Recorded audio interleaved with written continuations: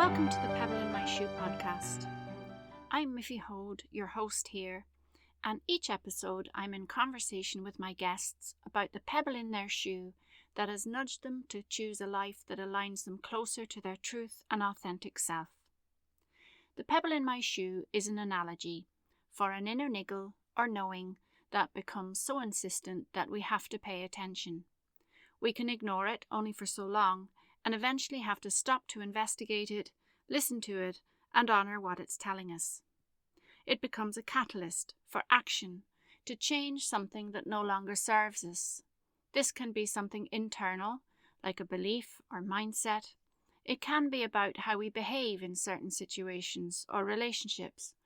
Or it can be something that changes our life trajectory, like ending a relationship, changing careers, or moving to a different place. Taking the action and making the change invariably requires courage, often a leap of faith, and at the very least, to try something new and outside of our comfort zone. Whatever the action or change happens to be, the pebble ultimately moves us to live more authentically and more aligned to our true nature. My intention for the conversations here is to inspire or offer hope to those of you who resonate with the stories shared, that you'll hear something that supports you on your own journey, and if there's a pebble in your shoe, that you'll find the courage to make the changes that align you closer with your authentic self. Thank you for being here, and let me introduce today's guest. Becky Pender lives in Glasgow and, among other things, is mum to 4 young girls. Her eldest daughter lives with not one but 2 rare genetic conditions, making her the only child worldwide with both.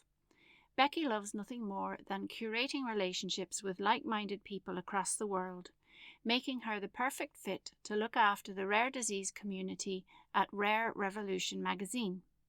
She's always been led by her intuition, which has served her well from her career journey to her children's health and everything in between. When she's not working, she loves a good book or making memories with her family. You can usually find her with a cup of coffee in hand. She also happens to be my eldest daughter, and it's amazing to be able to introduce you to her here on the Pebble in My Shoe. Welcome, Becky, to the Pebble in My Shoe. I'm so delighted to have you on as a guest. So, just for our listeners, can you just share a bit in your own words about who you are and what you're about? Yeah. I'm Rebecca, but I go by Becky. I am a wife, a daughter, a mother of 4. I have 4 wonderful, beautiful daughters, and I work in communications in the rare disease space. So I deal with internal and external communications. I deal with people who have walked the same path as me, who have the same journey as me, who, despite being one of 10,000 rare diseases in the world, we all have this similar story and tapestry that weaves together. And that could be helping them with communications. It could be being the first person to hear their story and hear what they've been through. Or it could be working with companies and doctors to help elevate the patient voice. There's so much that comes into that is a mixture of when your life experience and your job and you enjoy what you do all come together and it becomes a calling. And it took me a really long time to get to this point where I was in a job that I loved that doesn't feel like work. But I'm here now and I'm just really, really enjoying it. Okay. So can you talk a little bit about what brought you into the rare disease space? Yeah, absolutely. So my eldest daughter, Hannah, whose nan is Hannah, she was born with 2 ultra rare genetic conditions. She thinks that they're Pokemon and that she has to catch them all. We just think she's greedy.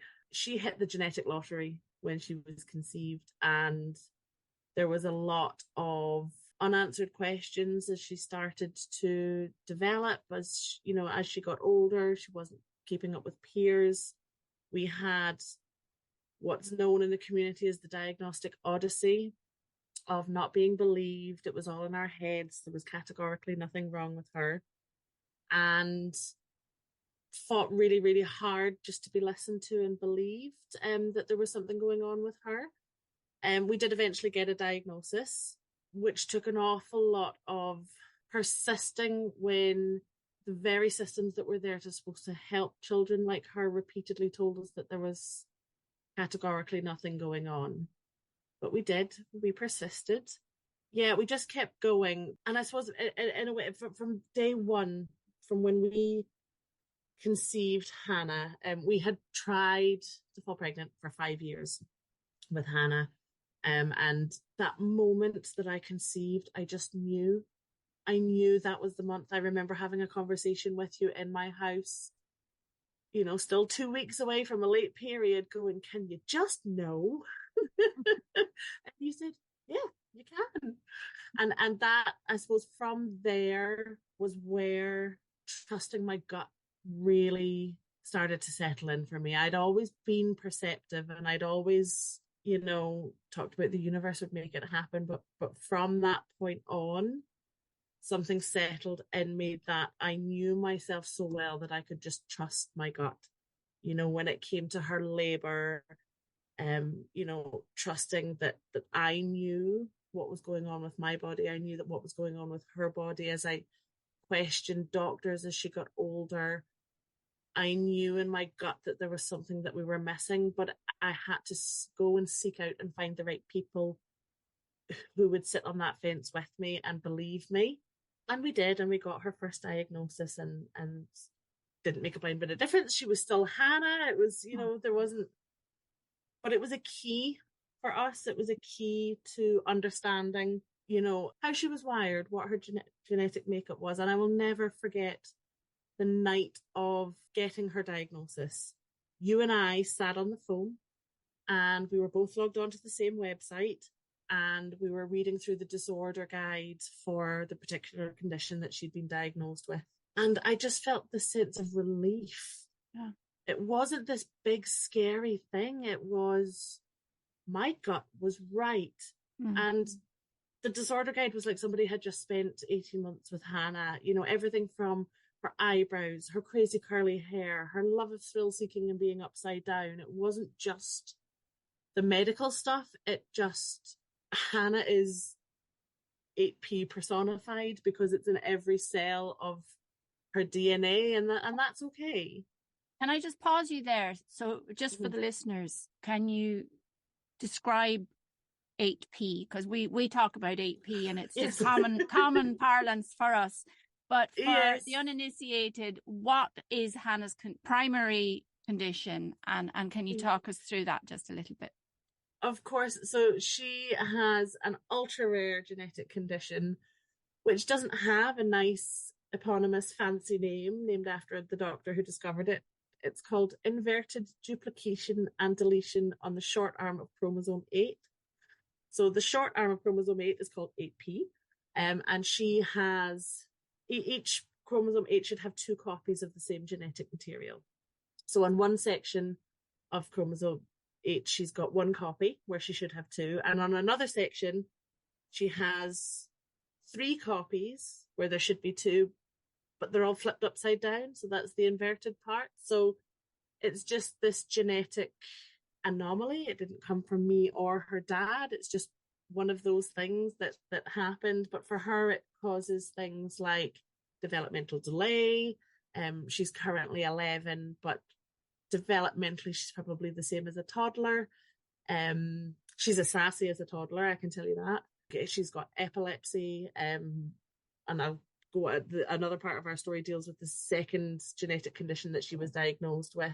But it just means that, she's quite severely disabled compared to a child her own age. Yeah. So thanks. Yeah, just so that people get an understanding of that, and that her developmental delay is quite profound, and so on. She's non-verbal and things like that. Yeah.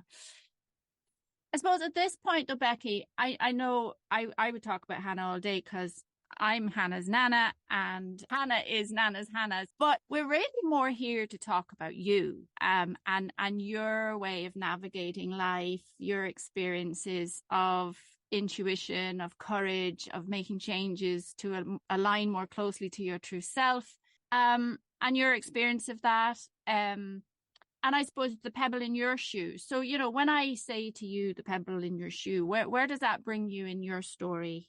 Yeah, it really comes down to trusting your intuition.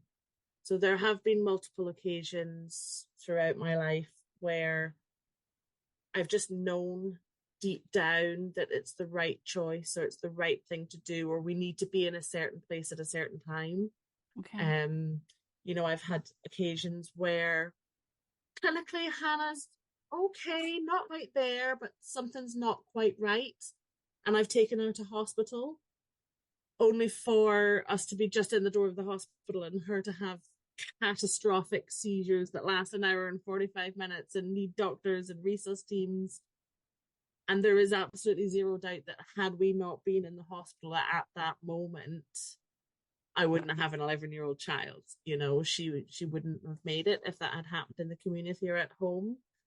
And as each of these experiences have happened over the years, it's become easier to trust my gut and trust my intuition when it comes to decisions, when it comes to my professional life. I spent 8 years as a mortgage advisor, and not long after Hannah was diagnosed, I was due to go back off maternity leave after my second daughter, Molly, was born.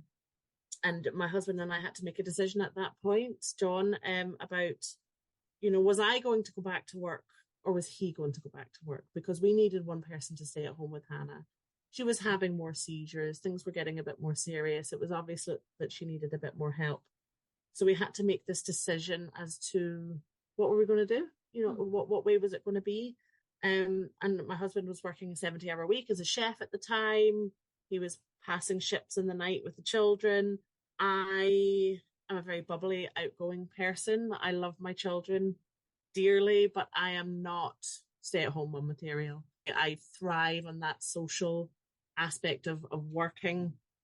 My husband, not so much. He's a much quieter sort. He's quite happy to not do that social aspect of things. So we made this decision, quite an easy decision actually, that I would go back to work full time and that he would give up his job as a chef and be a stay-at-home dad. And about a week after I went back from maternity leave, and we all got pulled into a room and found out that we were being made redundant after 8 years. But interestingly, had I not gone back to work, I would have missed out on that redundancy. I would have missed out on 8 months of garden leave with my daughters where I got to be at home. I would have missed out on the redundancy package. So it was one of those situations where we'd made the right decision at the right time to do that. And after that, again, things were kind of heating up with what was going on with Hannah. And so I took a job that I didn't particularly enjoy, but that paid the bills. And I was there for 5 years. 3 of those years, the final 3 years of that, I spent job hunting, and I applied for everything and I kept getting knocked back. And I wanted something in the charity sector. I wanted to give back to this community that had given so much to me.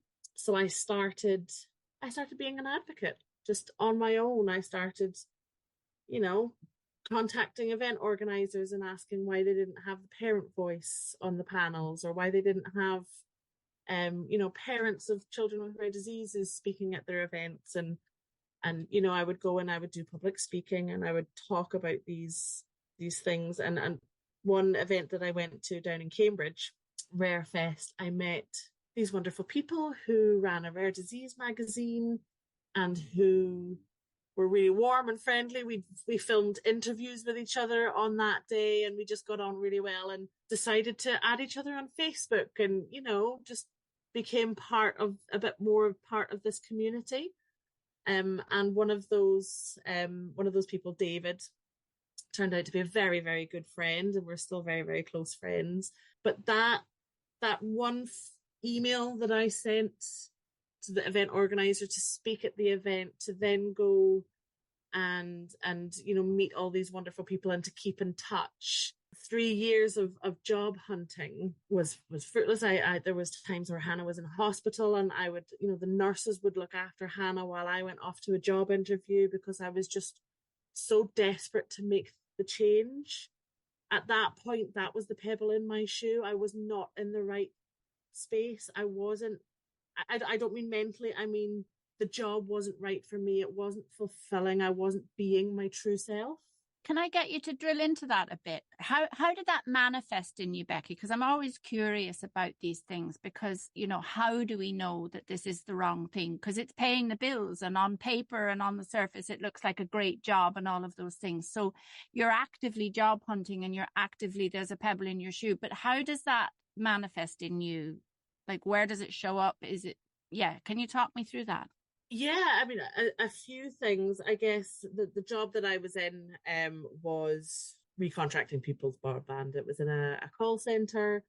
It was heavy sales targets. You had 30 seconds to finish one call and start another. That always had to be under 30 seconds. It was this really fast, sell as much as you can within the shortest space of time and move on to the next person, move on to the next person. And it was so impersonal. They were long days. It was a really competitive, cliquey environment. It's like high school all over again. You had the popular kids and the not so popular kids, but this was work. We were adults. We were trying to pay the bills, but raise a family with a child with complex needs. And it was a really unsupportive environment. I had some support from some people that were around me, but I remember getting an email, being on a call with a customer and getting an email through from my husband to say that Hannah had had a seizure at school and was en route to hospital in an ambulance. So I wrapped up that call as quick as I could, spoke to the boss that was on shift on the day, and said, I need to go. My daughter's in a hospital, on the way to hospital in an ambulance. And I was asked, before you go, can you let us know when you're going to pay back the time for the rest of this shift?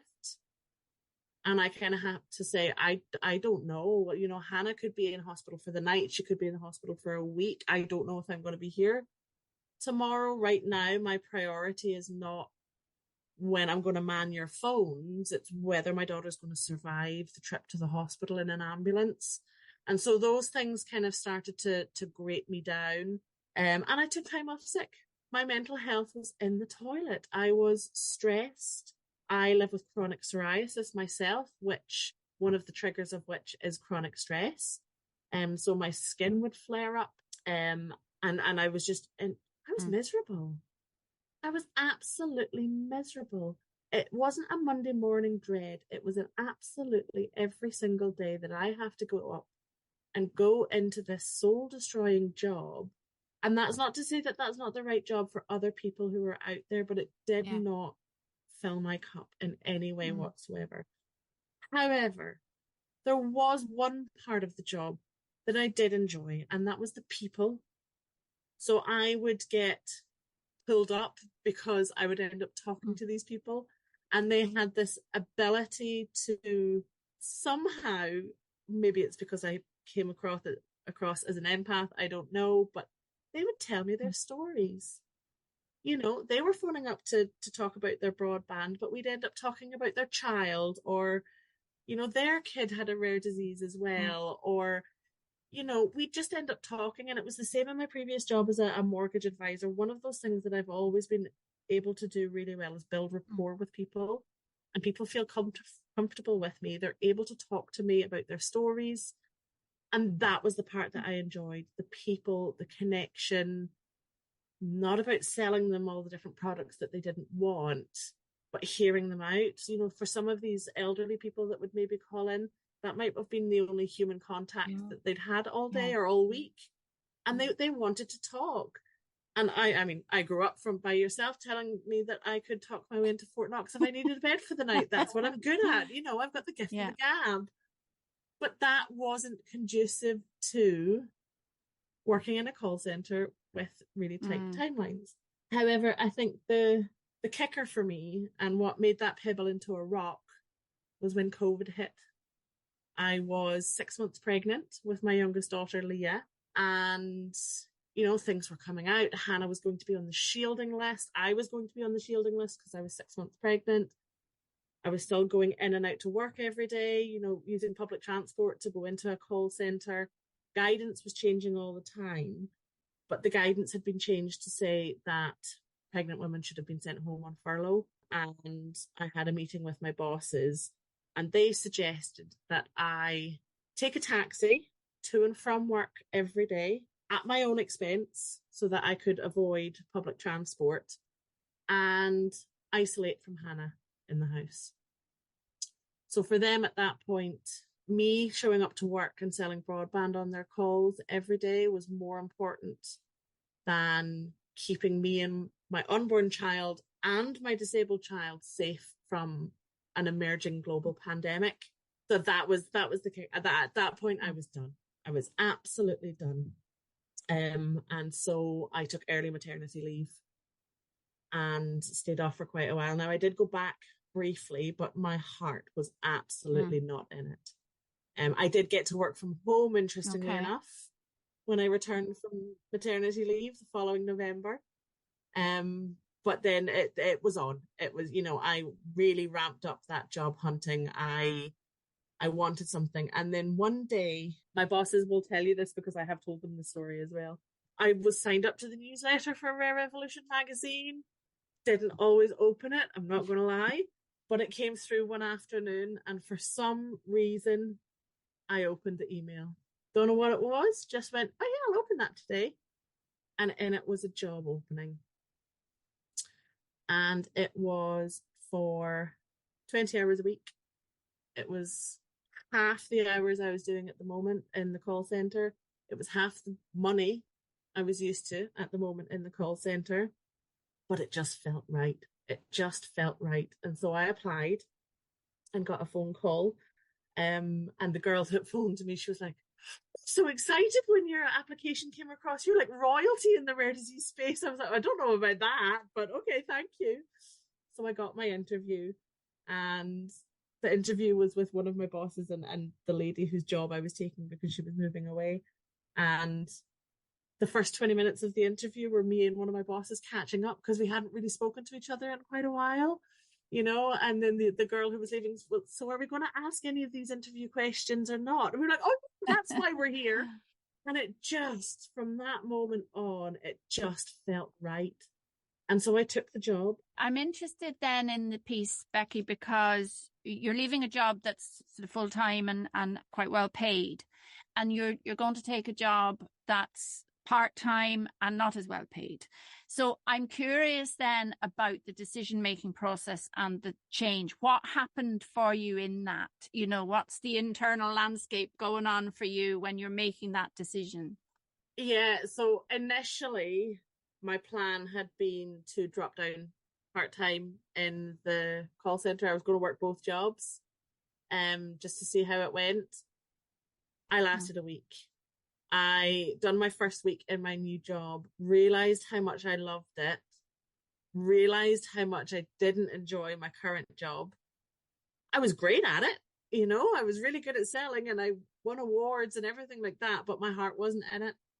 And so I quit with immediate effect, and just said, no, I'm done. And I'd had to trust the process. My husband and I had worked a few things out. We are quite lucky in this country that we do have a benefit system, that we do qualify for a little bit more benefits because of the conditions that Hannah has and her needs. And so we just decided to go with it and that we'd make it work. If that meant cutting back on luxuries.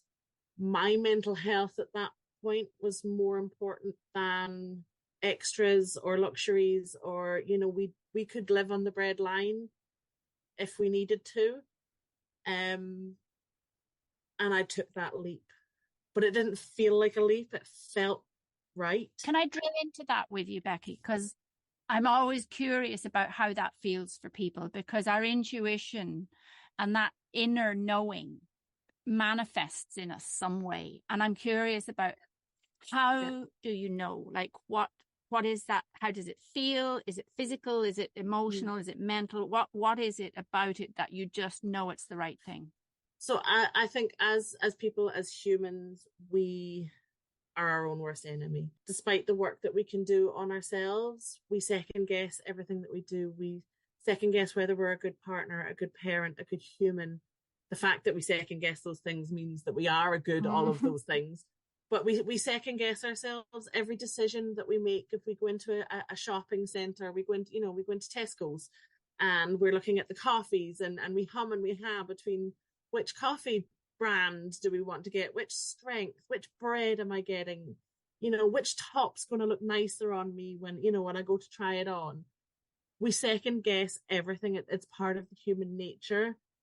For me, following my intuition is always those parts where I don't second guess. Okay. There's no two paths in front of me. There's no, what should I do? That's what I'm going to do. It's just this inner knowing that I'm on the right path. There is no two choices to make because instinctively I'm not giving that other option that might be there. It hasn't registered that that's an option on the table. Yeah, that's really helpful. I don't know how to describe it in terms of a physical feeling. It's just this, you just know.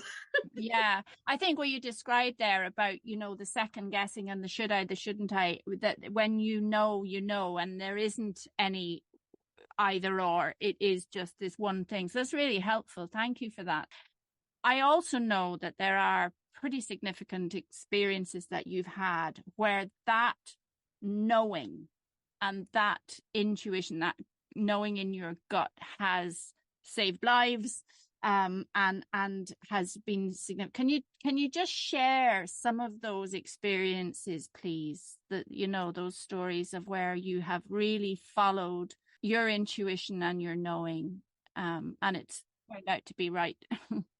And interestingly, this week marks the anniversary of one of those dates. The 14th of November. It was in 2014. So it's the 10-year anniversary. Hannah was unwell. Couldn't quite put her fingers on it. We took her to see 6 GPs over the course of 10 days. She visited out of hours. We kept being told it was viral, to treat her with Calpol. Kept saying, I know it's viral, but it's not going away. She's really unwell. She kept taking dips and troughs. She wasn't eating well. She wasn't drinking. She was just progressively getting worse. And so this one morning, she still wasn't quite. I kept her off nursery. And we were in the sitting room and she took a funny turn. It wasn't a seizure. It was just a funny turn. And she listed to the side and she looked really, really unwell. And I went, yeah, I'm not happy with you. So I luckily lived right across the street from a GP surgery at the time. So scooped her up, marched her over. And the lovely doctor that we seen said, look, clinically, she's okay. She's got this viral infection, but clinically she seems fine. However, if it makes you feel any better, I'll send you up to the hospital with a letter to get her properly looked over. She said, you can wait here for an ambulance to take you up. It might take a few hours, or you can go yourself. So we went ourselves and we got a taxi up and she was wobbly and she hadn't been drinking for a few days. And we sat in the triage bay and spoke to the doctor. And I said, look, she won't drink. I handed her juice cup, which was nice and full with 9 ounces of juice in it as it was. And she took it off me and she drank all 9 ounces of her juice in front of the doctors, as you do, as children do, show you up.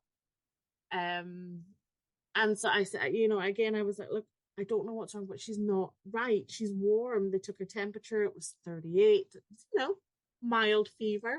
At that point, I was 20 weeks pregnant with Molly. Took her back round to the assessment bay and we were talking with 2, I'll never forget, I still remember the nurse's name. She was amazing because her surname was Hannah. Okay.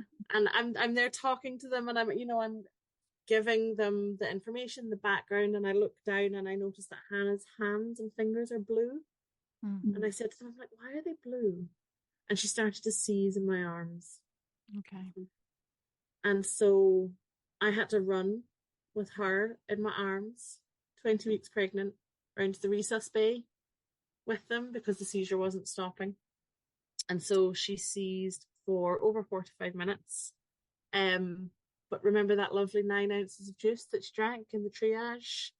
They, she vomited during the seizure and unfortunately aspirated that stomach contents into her lungs while she was seizing. So it was very, very serious. I actually went into shock in the resus room.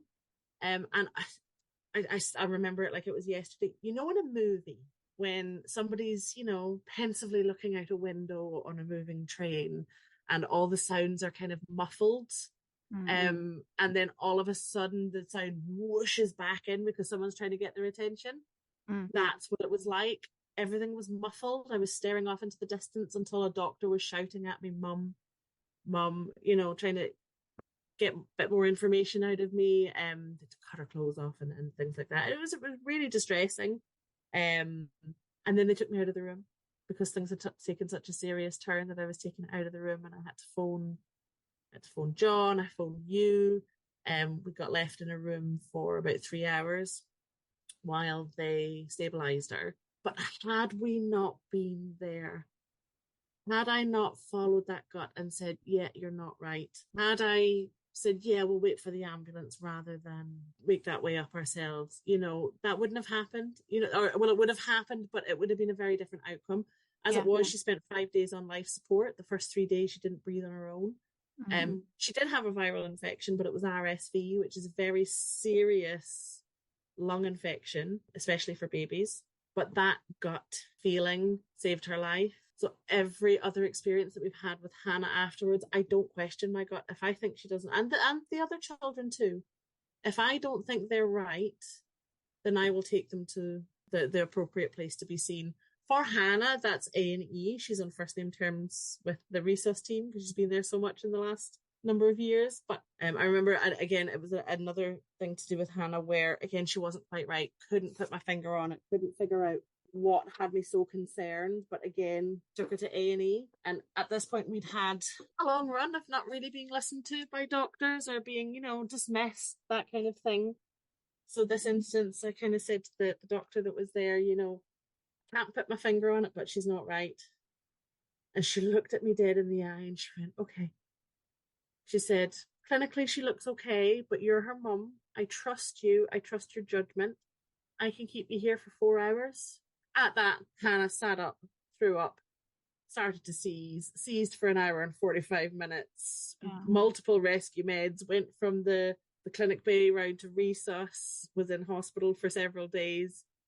But we were in the right place at the right time with the right people who could keep her alive. But what got her there was my gut, you know, and I don't take that for granted for a second. And it's just a knowing that you need more than I can give you right now. And sometimes it's little things. Last Friday night, my husband had 2 of my daughters down at my elder daughter's gymnastics club. I kind of had the random thought pop into my head about Molly, my 9-year-old, getting hurt. It's like, oh, that's a bit strange. Came home and Leah, my 4-year-old, had a lovely big goose egg on her forehead because she'd been knee sliding down the hallway at gymnastics and had crashed into a door. So it was the wrong child, but my mum's spidey senses knew something had happened, that something had gone on. And I'm not psychic. I'm, you know, they're not premonitions. They're not that. I made those children. They are part of me. They're part of my DNA. And I just know them like I know myself. And I've gotten so good over the years at trusting that voice. Yeah. Whether it's a voice, I don't know. It's a feeling. I'm not sure, but it's just there. But I've spent so long trusting it that it comes easier now. I recognize it more often. Yeah, and I think that's a really interesting point you've made there about, for me, it's an energetic connection. So, you know, that sort of, you might call it telepathy, you might call it just, you know, extrasensory perception, whatever you want to call it. But it's that tapping into the field. You knew something had happened to one of them, and the information comes down through the ether, and sometimes we translate it correctly, and sometimes we just get an idea, and it's translated, you know, into our cognitive awareness as something similar to what's happened. But yeah, I mean, how often do you and I'll think of you and you'll phone me, or you think of me and I'll, you know, we cross text all the time, you know, at exactly the same time. John, my husband and I finish each other's sentences, or I'll think something and he'll say it. And Yeah. it's scary, the accuracy in terms of timelines. Like I will think something and he will say it to me 30 seconds later because Yeah. we've spent 18 years, Yeah. in each other's space, in each other's heads. We're on that. We're all on the same wavelength, really, I guess. Yeah.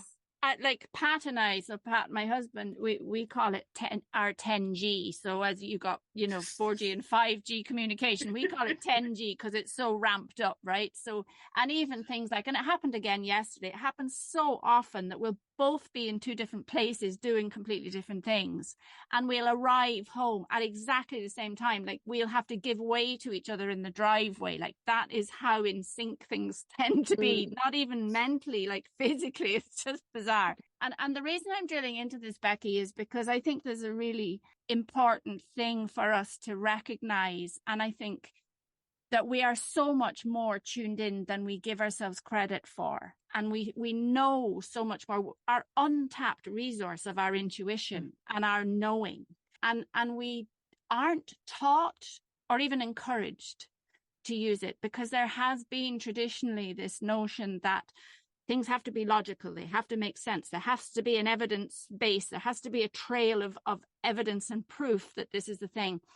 And for you, for example, knowing that something wasn't right with Hannah, it wasn't premonitionary, but there was just a knowing something is wrong and something is on the way or something needs to be done that got you to A&E, where it was horrendous, but her life was saved. And that's the stuff I think that humanity in general would navigate things so much better if we were more tuned into that and more open, learned how to and understood what's happening, because no matter who I speak to, everybody will have some story of having that experience of thinking of somebody and then the phone rings and it's them, or bumping into them in the street, or one person saying one thing and the other saying, I was literally just thinking that, or, we've all had those intuitive. So yeah, I suppose that's why I wanted to drill into it, really. And sometimes it's not the huge stuff. Yeah. Sometimes what comes across us as an inconvenience to our day is actually because, I remember one time we were coming to see you it was last Christmas. We were coming to see you. We had the dog, the children, the Christmas presents and the elves all packed up into the car at 7 a.m, leaving our house, got about 200 yards away from the house and realized that we'd forgotten the dog's lead. So it was, we live at the end of a one-way street. You had to go round a bit and back a bit, and it added 10 minutes to our journey to get back in and get the lead. But what did that 10 minutes keep us from? We still made our ferry, everything like that. Yeah, it was an inconvenience, but maybe we weren't meant to be that 10 minutes further down the road. Yeah. Than we were. When you start to recognize those things for what they are, things don't seem an inconvenience anymore. We don't get frustrated or angry or bitter, or we don't throw away the whole day because 3 minutes have been a minor inconvenience. When we start to recognize that things always pan out the way they should, they might not be comfortable. We all go through really hard times, and sometimes really hard times are just really hard times. There's no rhyme or reason. Sometimes it doesn't even feel like there's a lesson to be learned from them, and it's okay to feel like that. But sometimes those minor inconveniences are what's keeping you on the path that you're supposed to be on. Yeah. Or they're meeting some people at an event to then being colleagues with them for the last 3 years and being the happiest that you've ever been professionally. Okay. It's just, you can call it serendipity or fate or the right place at the right time. It's just, we're all on this path, but it's how we choose to react to the path and how we choose to trust ourselves and trust our choices. I think that makes it a little bit easier to navigate. I love that. Thank you. Becky, can you talk to me a bit about courage, how it shows up for you, what courage means for you? Talk to me about courage. Courage is loving hard. Courage is, loving the people that are around you, even when they drive you crazy. It's that showing up every day. It's getting dressed when you don't really feel like getting dressed. It's realizing that your track record for getting through the hard days is 100% and keeping going. And courage is standing up when your gut intuition is screaming at you that this is not the right thing, that something is amiss and people aren't listening to you. It's about standing up to them and not losing the head, but saying, you need to listen to me. I'm telling you that this is what's happening. You're not listening. And the consequences are going to be that. For example, when Hannah was on a medication that I thought was toxic for her, and everybody kept telling me it wasn't. But that gut just didn't let up. But all I had was the gut. I didn't have evidence. I didn't have anything else until one day I did have evidence. Can you tell that story? Hannah was really, really unwell. Seizures were getting progressively worse. We chopped and changed medications for several months. We tried the keto diet. We tried absolutely everything that we could, but seizures were getting worse and worse. She was going from 1 seizure every 6 months to 10 seizures in a day, the tonic-clonic kind. Like a convulsive seizure. She was having absent seizures. She was just dropping to the floor. And then we started having these new episodes, which are called non-convulsive. And this is where, if in effect, she was locked in.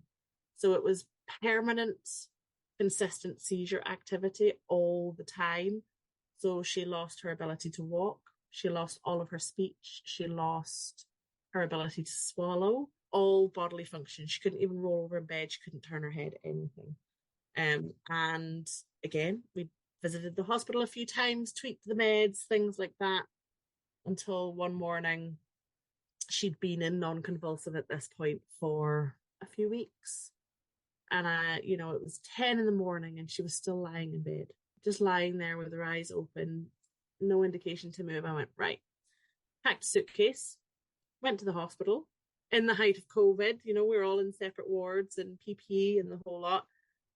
And I sat down with her. I went, I'm not leaving. She was like, sorry, what? I was like, I'm not leaving.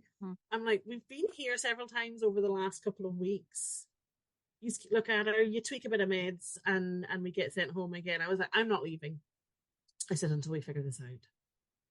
And so, straight off the bat, kind of people's backs were up and we had the bigger doctors come in and talk to us and, probably somewhere in the notes it was, mum's defensive or, something like this. But I was so adamant that time that we were not leaving until we figured out what was going on.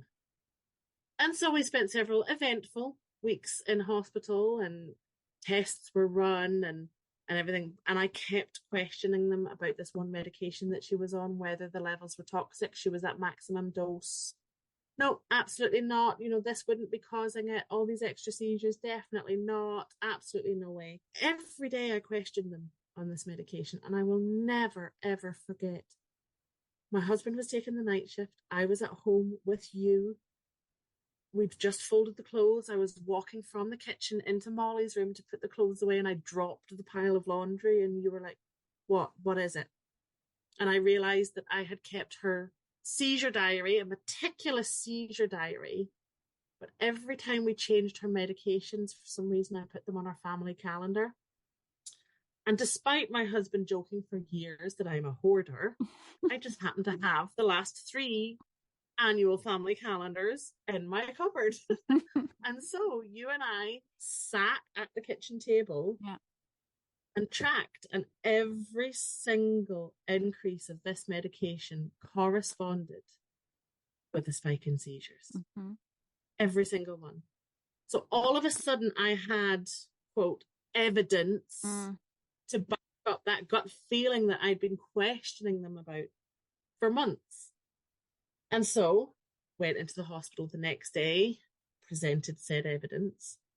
At this point, I was convinced that we were planning Hannah's funeral. There, that's where we were at. It was the beginning of the end. And they kind of were like, we're not too sure. And I went, look, we've tried 10 medications in the last several weeks. None of them are working. She's on daily rescue medications. It's, removing this medication at this stage is not going to hurt because she is already in so far gone that if we don't see an improvement, it's not that. So again, the line was, if it makes you feel any better, like they were appeasing me some way, we'll half the dose.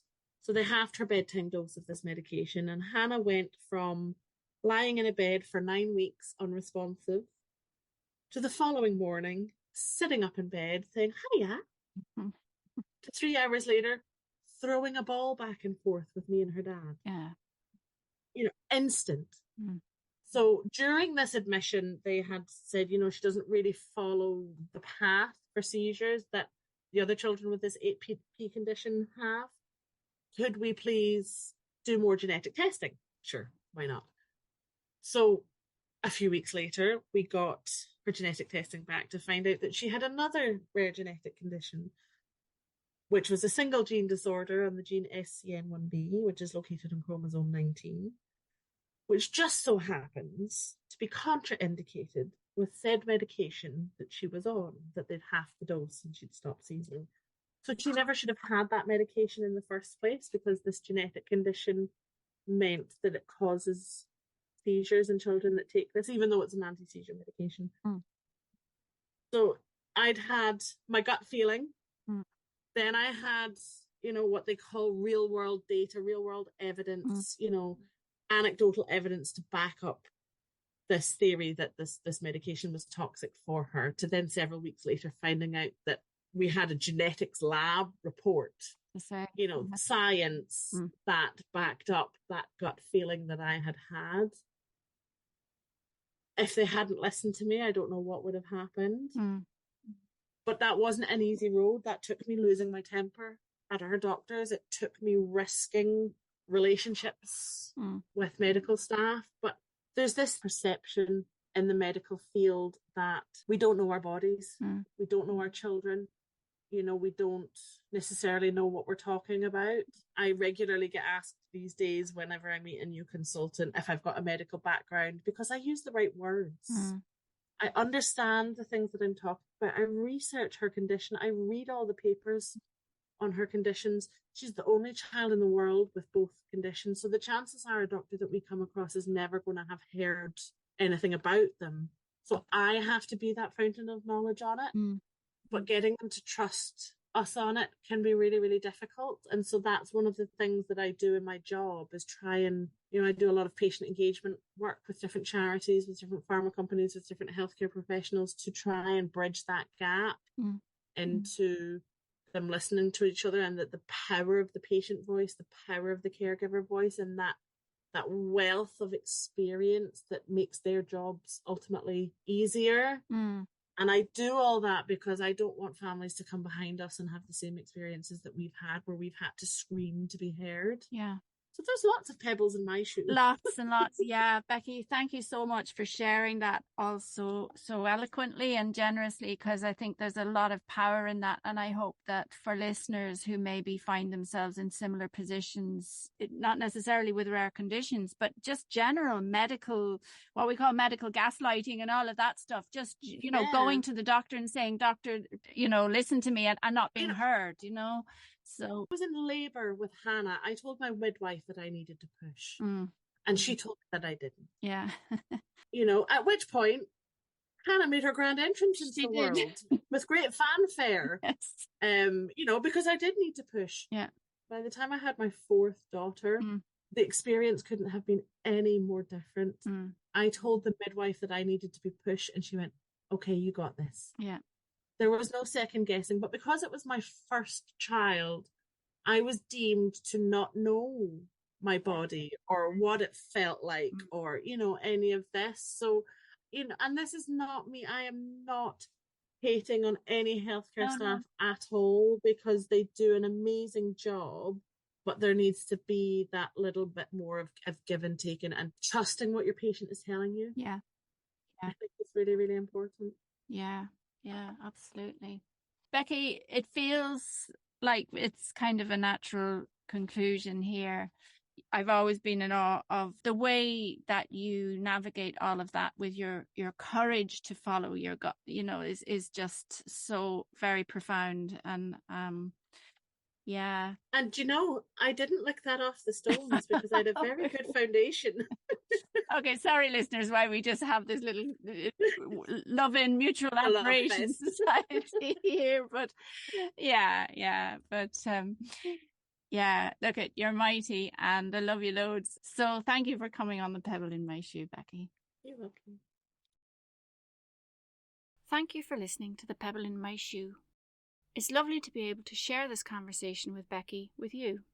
As well as being my daughter, she's also a person I admire greatly for really leaning into the resource that is her intuition. I also admire her courage to put her head above the parapet when she knows that she knows. I suspect that too often we shy away, especially when it comes to people in perceived authority who can easily overrule us with their expertise. That traditionally trumps intuition. I hope you've enjoyed this episode. After we finished recording, Becky said that she's happy for anyone who may be navigating a rare disease diagnosis to get in touch, so I'm putting her contact details in the show notes below. If you've enjoyed listening, I ask that you like, share and subscribe, please. It helps let other people know that it's available. As well as hosting this podcast, I'm a personal growth coach at the Daisy Coaching Hub, where I provide one-to-one coaching for personal and spiritual growth, mental health and well-being, group mindfulness classes and events, and a range of original self-directed resources to support, nurture and energize you. You can follow me on Instagram, Facebook and LinkedIn at the Daisy Coaching Hub, or visit www.daisycoaching.ie. Thank you for listening. Bye for now.